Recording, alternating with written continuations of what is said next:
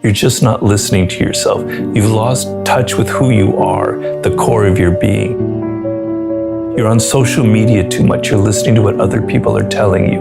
You're listening to what your parents told you should be doing in life. You're listening to what your friends think is cool. You're listening to what the culture is all about, the entertainment industry, etc. You got to cut all that shit out. You got to listen to yourself. And you got to be a bit bold. And you have to embrace what makes you different. What makes you different, what makes you particularly strange, if you want to use another word, is your strength, is your source of power.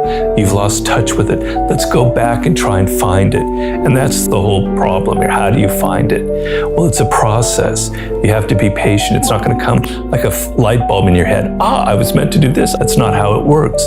It takes time. To do anything in life takes time and hours and patience and work. And so what the game of life involves is knowing your uniqueness, is knowing who you are, is knowing what makes you weird and what makes you odd.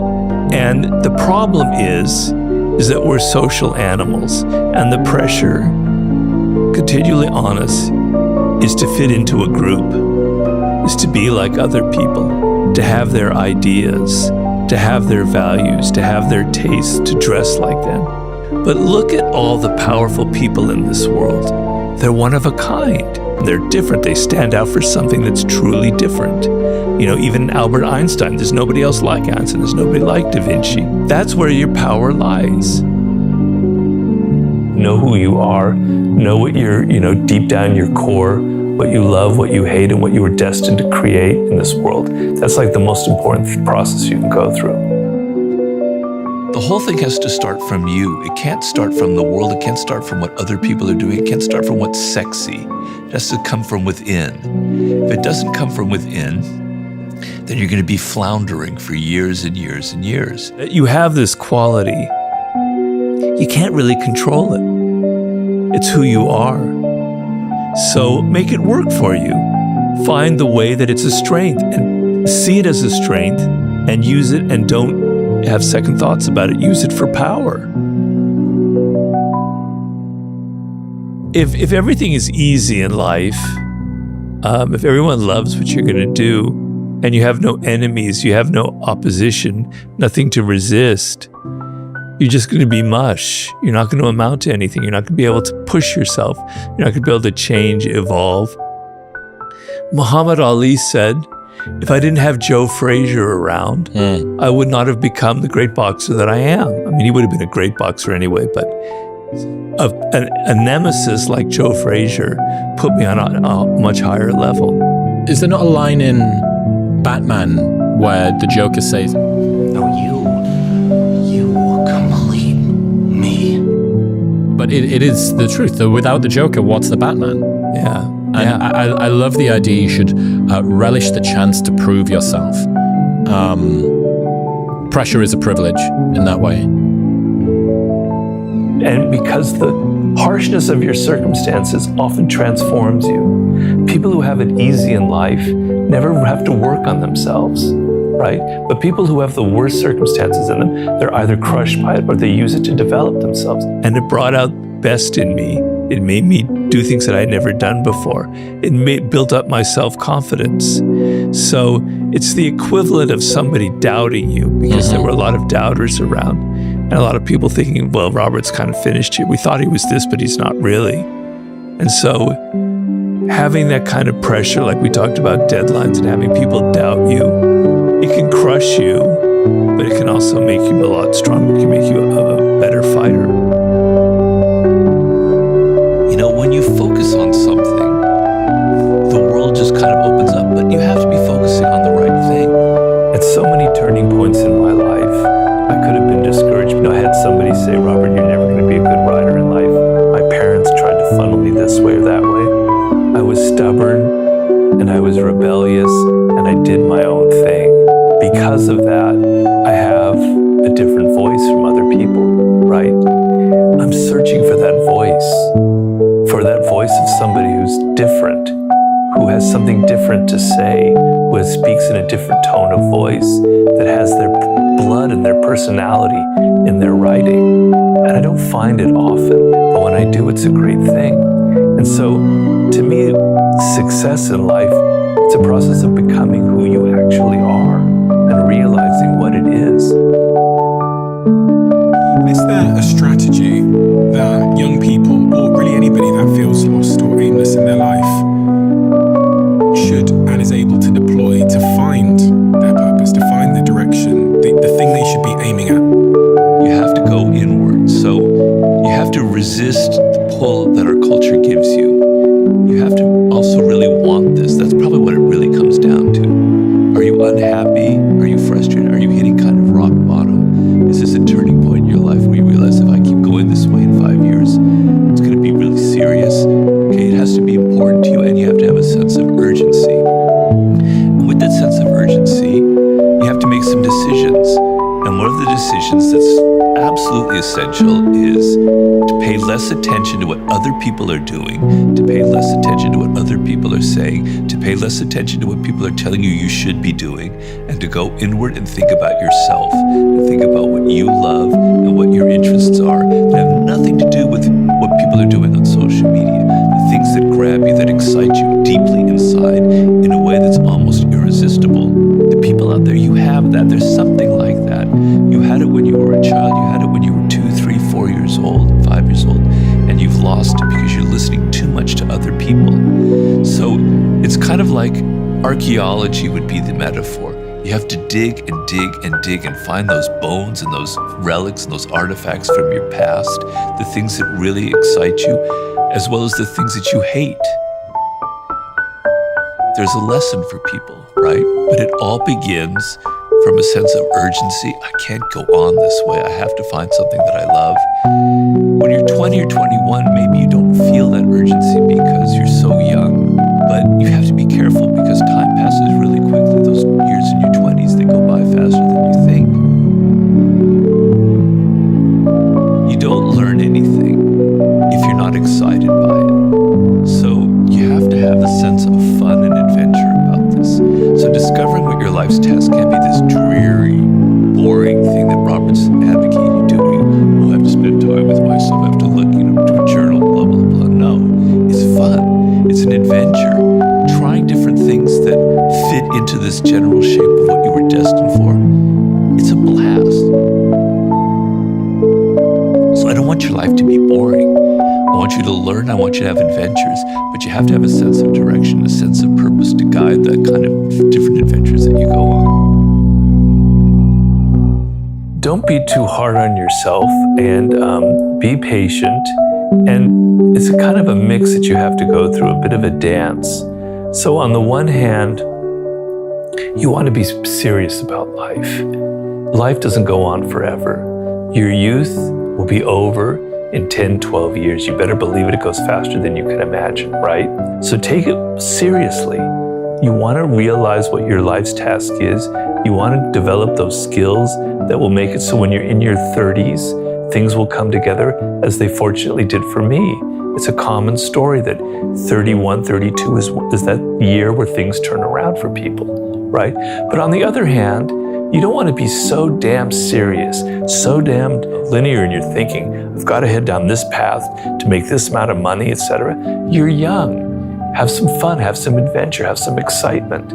But at the same time, also have that sense of discipline, that sense of purpose.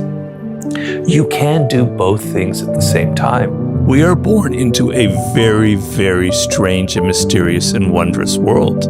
You take everything for granted, but you don't realize that to be alive, the odds are absolutely astronomical. To be around with all this technology, where we were as humans 20,000 years ago, something you can't even begin to fathom. And when you're a child, you ask these questions.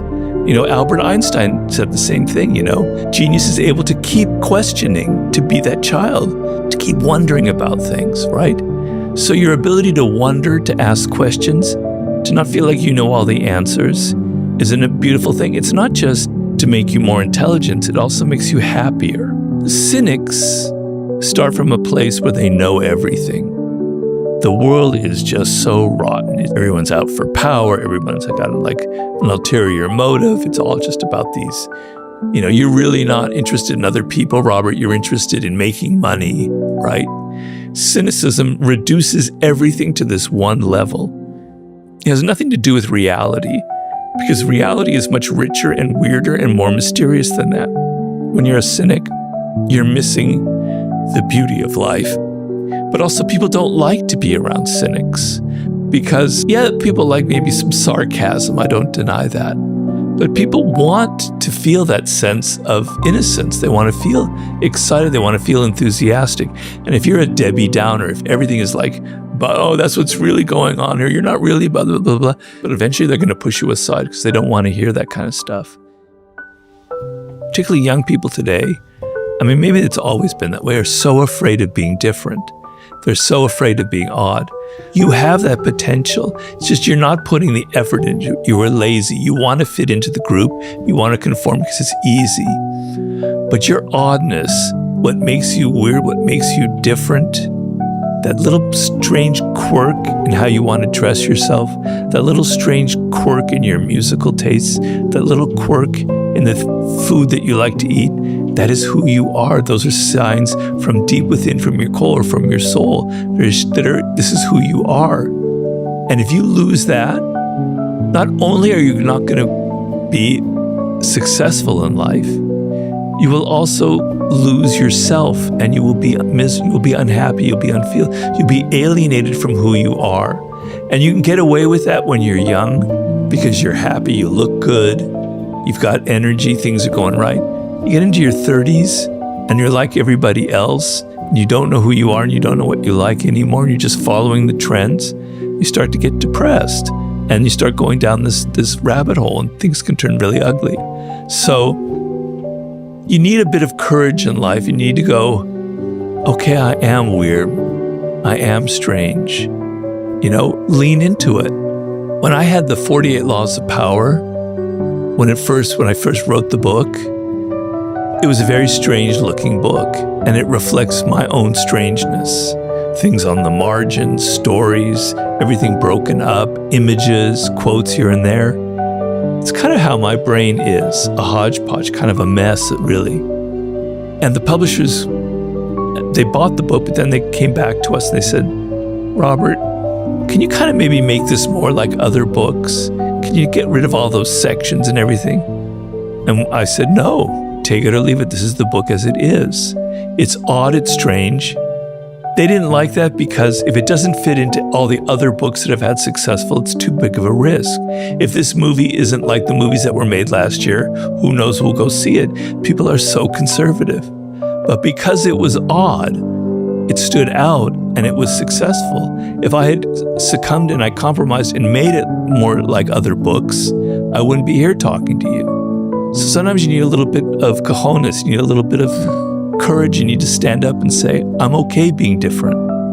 It's fascinating that lots of people, maybe most people, want to be extraordinary in some way, but also don't want to stand out in a way that allows them to be mocked.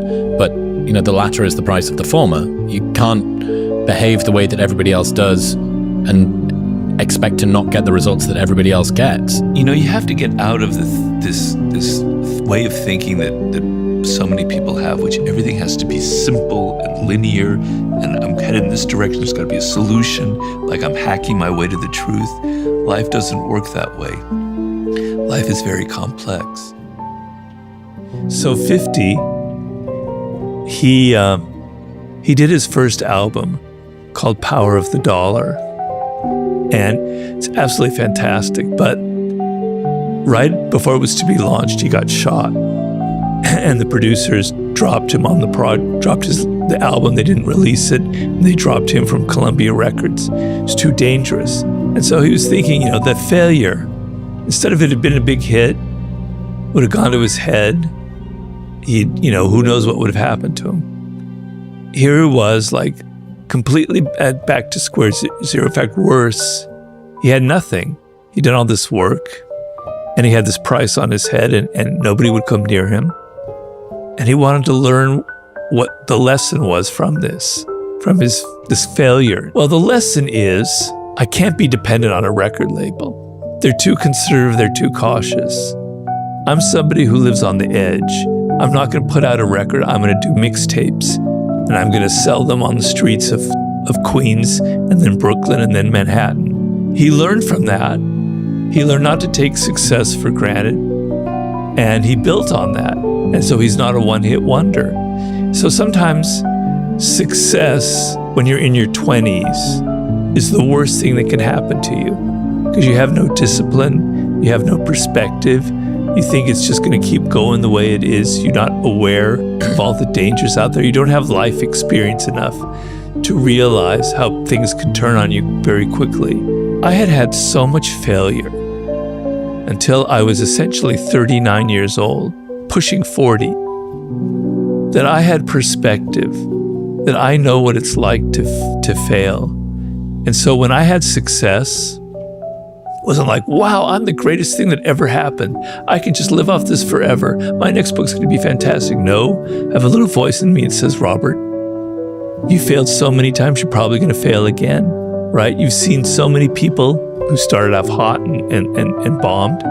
I had experience to know that I can't take this for granted. I have to be careful. I have to be strategic.